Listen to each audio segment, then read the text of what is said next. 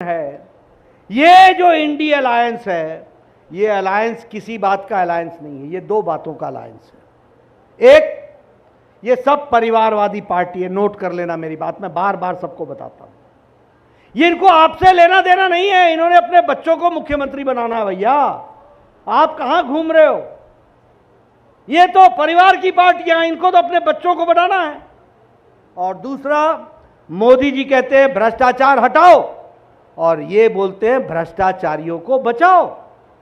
एक दूसरे को बचाने के लिए कैसे आते हैं? इनकी इंडी अलायंस की गठबंधन की रैली होती है, 2 कुर्सियां खाली रखी जाती थी, उस पर लिखा होता था हेमंत सोरेन, अरविंद केजरीवाल, यानी ये एब्सेंट हैं, अभी आए हैं कुछ दिन के लिए चुनाव में, फिर जाएंगे 1 तारीख को वापस। ये भ्रष्टाचारी लोग।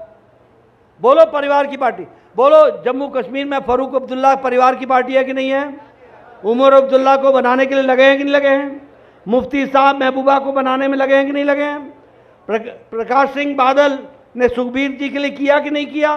चौटाला सारे परिवार के लिए लगे कि नहीं लगे? मुलायम सिंह अखिलेश को दे गए कि नहीं दे गए? अखिलेश ने डिंपल को दिया कि नहीं दिया? लालू ने राबड़ी को दिया कि नहीं दिया? राबड़ी ने तेज प्रताप को दिया कि नहीं दिया? तेजस्वी को दिया कि नहीं दिया? मीसा को दिया कि नहीं दिया? आप बताइए, ममता जी को अभिषेक ही पसंद आता है ना? आप बताइए, केसीआर को केटीआर, कविता यही पसंद आते हैं ना?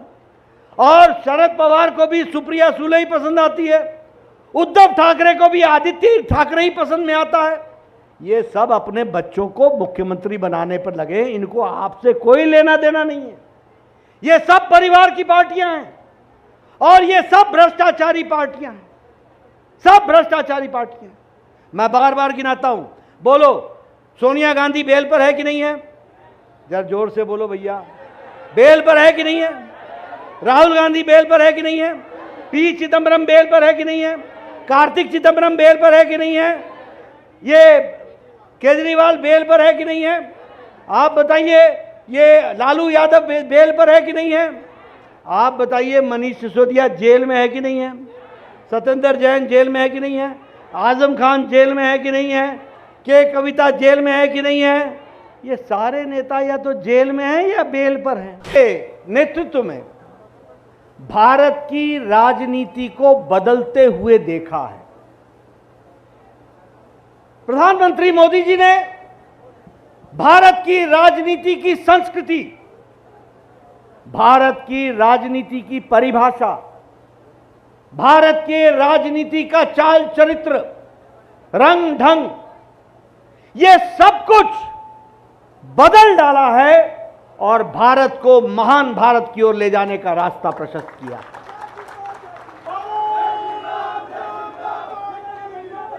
मैं आपको याद दिलाना चाहता हूं, नौजवानों से मेरा निवेदन है, जरा जोश संभाल के रखो, मेरी बात सुन लो, बैठ जाओ। मैं आपसे बताना चाहता हूं कि 10 साल पहले राजनीति क्या थी।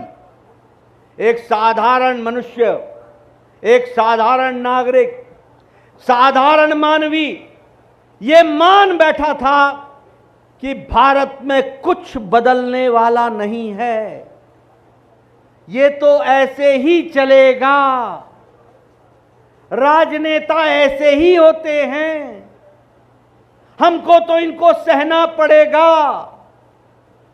क्या 10 साल पहले ऐसी उदासीन मानसिकता साधारण आदमी की थी कि नहीं थी? बोलो, थी कि नहीं थी?